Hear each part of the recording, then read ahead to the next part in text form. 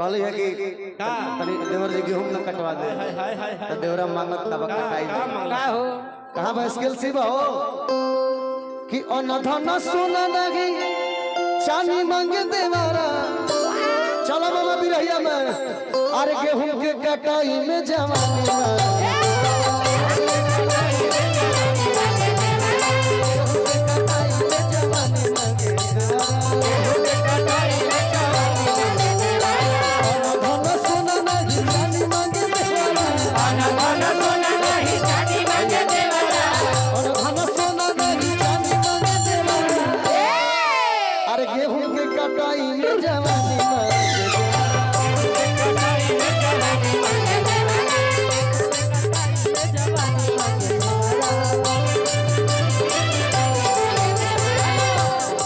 आदिति आप मंच पे आ जाइए। आदिति अभी आई आदिति चंदन। हाँ आदिति के बुलाइए तनी मंच भी खाली हो। खाली करे कि बाबू साहेब महल पसंद नरवा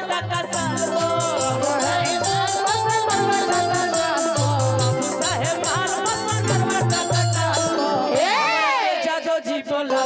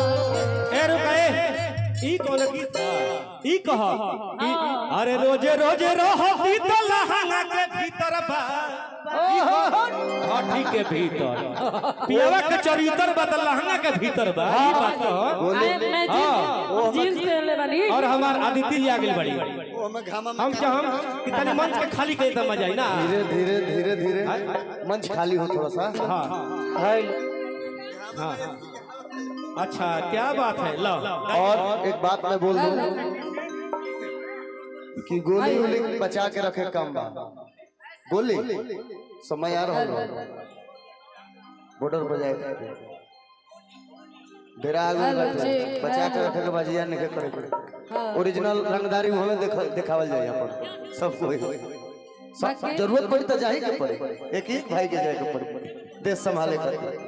आओ बाबू बोलो। रविंदर जी खातिर हम कहना चाहेंगे हम लोग तो तिलक में उपस्थित हैं, शादी में तो हम लोग नहीं रहेंगे, बाकी आज ही इनके लिए और दुल्हन साहिबा के लिए हम लोग बधाई गा देते हैं।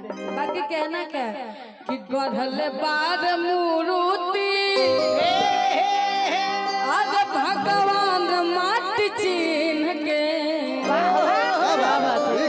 कि गढ़ल बाद मूर्ति भगवान माटी चिन्ह के सलामत रहो जोड़ी दुल्हा दुल्हन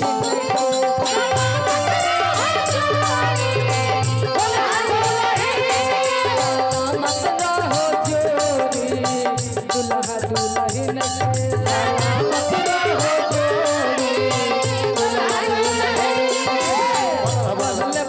जोड़ी भगवान माटी चिन्ह के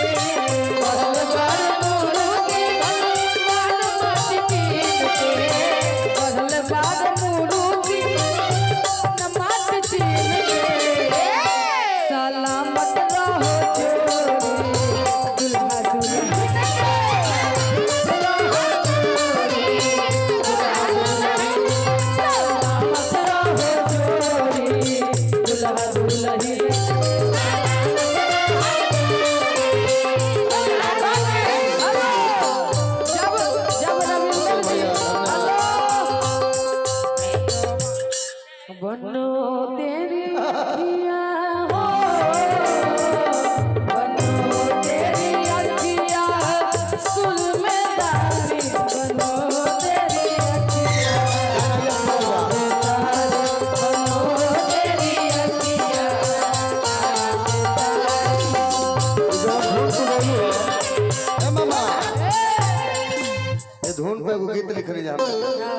जो बनावाए रूपा दे दो उधारी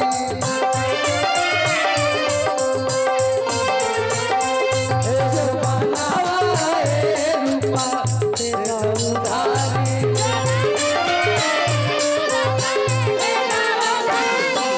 तुझको ना देखूं तो दिल घबराता है, तुझको ना देखूं तो दिल घबराता है, देख के तुझको दिल को मेरा चैन आता है, देख के तुझको दिल को मेरा चैन आता है, देख के तुझको दिल को मेरा चैन आता है, देख के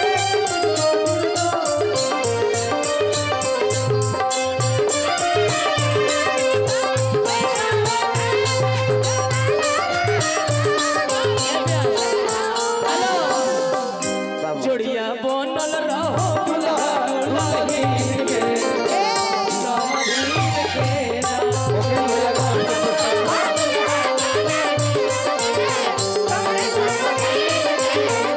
समधी समधीन के हो समधी समधीन के समधीन के हो समधीन के कि जोड़िया बनल रहो बनल रहो दुल्हा समधीन के समधीन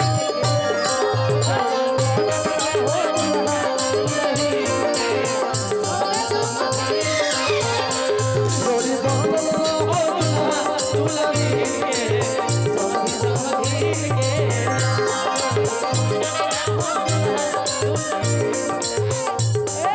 भैया अदिति हाँ अकेले गाओ और कलाकार हैं दूल्हे राजा जी के लिए एक सहनाई गीत वकील उसके भैया बाद के हमारे चिन्नू पीछे हाँ। बहुत सारे कलाकार लोग हैं तो हम दूल्हे राजा जी अच्छा के लिए अदिति गा लियो तुम हाँ? गा चुकी हो हम पहले शुरू में आ रहे 2 गो गाना गए रही अच्छा बाकी कहे के बाद दूल्हा के अभी गा लो एगो किस सहनाइयों क्या बात? सदा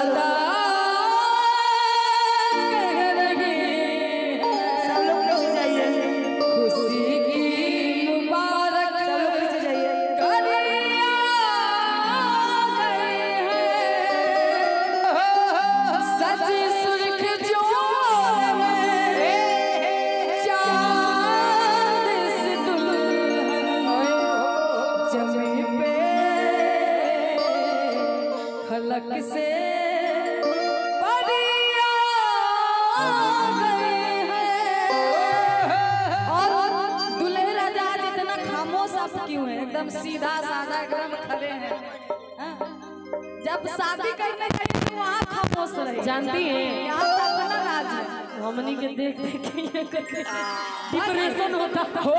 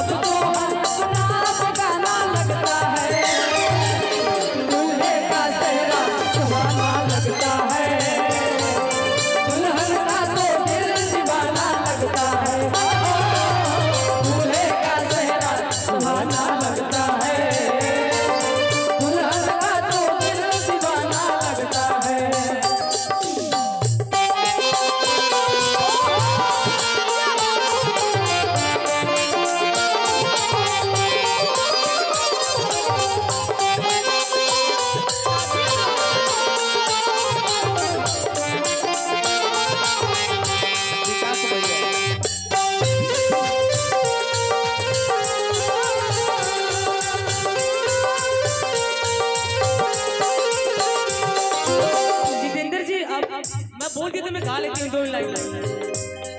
मुबारक हो तुमको ये शादी तुम्हारी, मुबारक हो तुमको ये शादी तुम्हारी, सदा खुश रहो तुम, दुआ है हमारी।